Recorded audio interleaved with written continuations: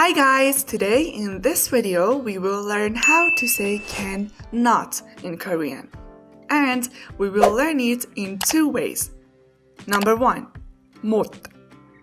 Number 2, 지 못하다. 못 and 지 못하다 are used to show that someone is not able to do something. And this inability is due to lack of ability or for some other reasons. Okay, let's learn these grammars.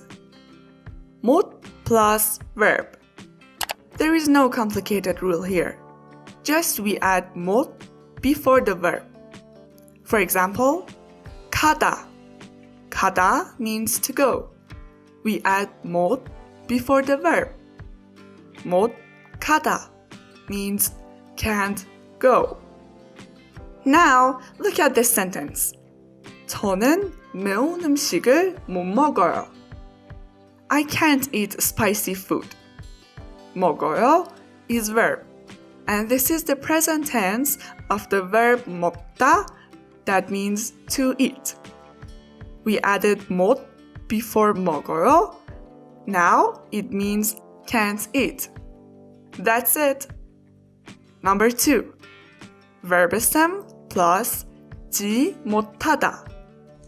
지 못하다 attaches after verbism. For example, 운동하다. 운동하다 means to exercise. We remove 다. 운동하 is verbism. So we add 지 못하다 after verbism. 운동하지 못하다. Can't exercise. Look at this sentence. 저는 술을 마시지 못해요. I can't drink alcohol.